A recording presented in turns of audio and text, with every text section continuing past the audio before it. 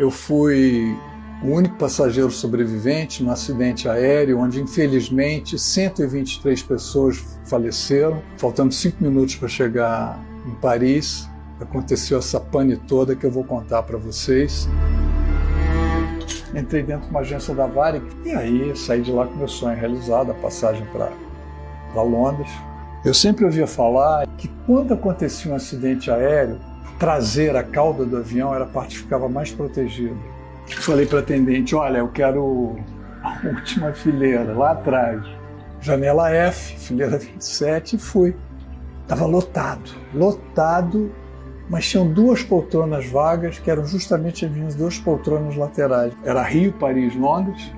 Começou uma fumaçazinha atrás de mim, na projeção do toalete, uma fumaça pequena, ninguém deu bola. Se a fumaça fosse uma coisa aterrorizante, todos tinham levantado. Eu falei, eu não vou ficar aqui. Tirei meu cinto, não sei, por puro instinto, e fui andando para frente. Me deu uma bronca. Falou, garoto, porra, o que você está fazendo aí em pé, rapaz? Você quer visitar de novo a cabine? Não pode, é proibido, volta para o seu lugar. E eu passei do lado dele, sem dar a menor pelota que ele estava falando. A fumaça já tinha tomado conta de todo o avião. Ela foi saindo simultaneamente por todo o revestimento e a fumaça era uma fumaça preta, tóxica, densa. Eu não enxergava um palmo na minha frente, parecia que eu estava debaixo da terra, e ela foi envolvendo todos os passageiros sentados nas poltronas sem que eles tivessem o menor poder de reação. Foi muito rápido. Me veio a sensação da morte. Eu comecei a me despedir da vida, um flashback, um filme em fração de segundos, minha família, meus amigos, eu falando, cara, vou morrer. E senti literalmente a morte me abraçando. Com certeza não teve tumulto. Todos morreram sentados nas poltronas asfixiados. Era uma fumaça muito forte. Da mesma forma, quando eu caí, o avião conseguiu fazer um pouso de emergência sem o trem de aterrissagem numa plantação de cebola, eu apaguei. O teto todo do avião, aquela fuselagem toda do avião, começou a cair em cima das pessoas, carbonizando as pessoas. E felizmente eu estava de bruços. E caiu uma placa enorme nas minhas costas, eu queimei muito, tenho queimaduras até hoje, profundas, de 3º grau. Os bombeiros foram retirar o primeiro corpo, que era o meu, e viram que eu estava respirando. Minutos depois eu estava entrando no hospital, sem roupas, cheio de fuligem, irreconhecível, muito queimado. Assim que eu cheguei, os caras da Varig falaram assim, esse aí é o nosso comissário, é o Sérgio Balbino. O Sérgio Balbino tinha morrido, e eles pensando que eu fosse o Sérgio, porque eu tinha o porte físico dele. Cheguei lá irreconhecível, sem roupa. É o Balbino. Então, na verdade, o Ricardo estava morto e eu era o Balbino. Então, essa foi a primeira notícia para o Brasil. Todos os passageiros mortos. Meu pai encomendando meu sepultamento, lá em casa um velório, meus amigos, e minha mãe era a única que falava, meu filho não morreu. E aí, nesse período que eu fiquei desacordado, eu fiquei em coma. Eu pedi uma folha de papel, porque eu devia estar ouvindo o Sérgio Balbino pediu uma folha de papel, uma caneta, e com uma letra tremida, com muita dificuldade, como se fosse uma letra de criança. Comecei a escrever meu nome, nome do meu pai, telefone, endereço. Aí a Varig liga lá para casa. Seu Reginaldo, aqui é da Varig, nós queremos informar o senhor que seu filho está vivo. Seu filho está mal, mas está vivo. Aí, de um velório lá em casa, virou uma festa. Minha mãe levantou do sofá dando bronca em todo mundo. Eu não falei que meu filho estava vivo. Uma longa história, porque eu fiquei 3 meses internado, 2 meses no CTI em Paris. Além das queimaduras, que eram queimaduras profundas, a minha primeira radiografia de pulmão como se fosse um atestado de óbito. Esse cara já morreu? Não, ele está aqui no CTI. Não vai durar 1 semana. Acordei do coma, eu estava todo entubado, dentro de uma tenda de oxigênio daqui para baixo, aqui tinha uma redoma.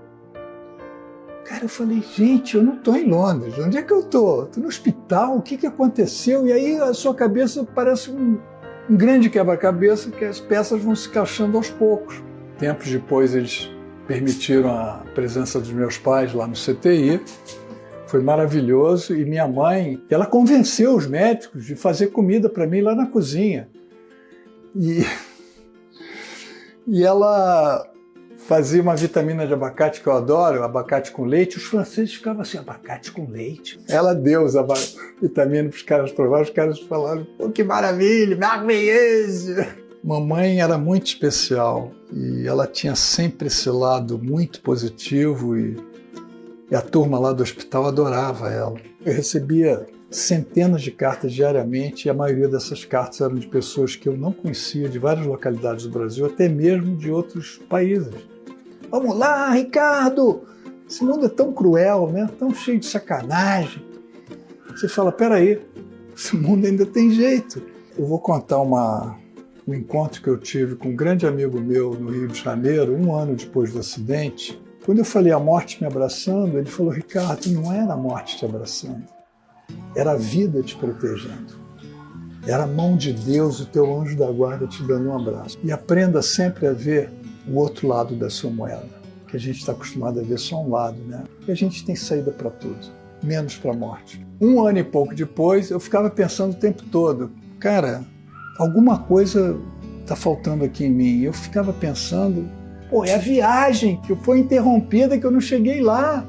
E aí 1 ano e pouco depois eu entrei na mesma agência da Varig, aquela que eu comprei aquele meu sonho. Cheguei para a atendente e disse, eu gostaria de uma passagem para Londres com escala em Paris, o mesmo trajeto. Todo mundo ficou perplexo, eu sei que 10 minutos depois eu estava com a passagem no bolso. Ah, destino, eu começo a falar muito sobre destino. E aí o que eu queria contar uma história para vocês. Me liga um sujeito, Ricardo, quem está falando aqui é o seu xará, eu também me chamo Ricardo. E eu queria falar uma coisa para você, que eu tenho certeza que você não sabe o que aconteceu na época do seu acidente. Eu conheço 2 pessoas que iam embarcar no seu voo e na última hora não puderam embarcar. Eu falei, xará, mas que coisa. Ele falou, pois é, Ricardo.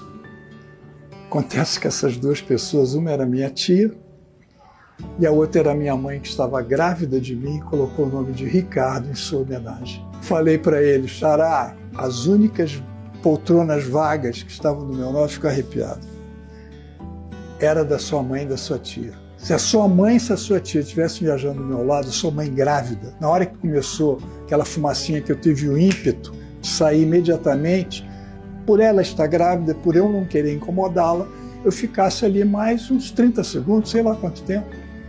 E se eu ficasse ali mais esse tempo, eu não estaria aqui hoje para contar essa história, e nem você, xará, que estava na barriga dela. E aí eu faço essa pergunta até para vocês. Isso é o destino?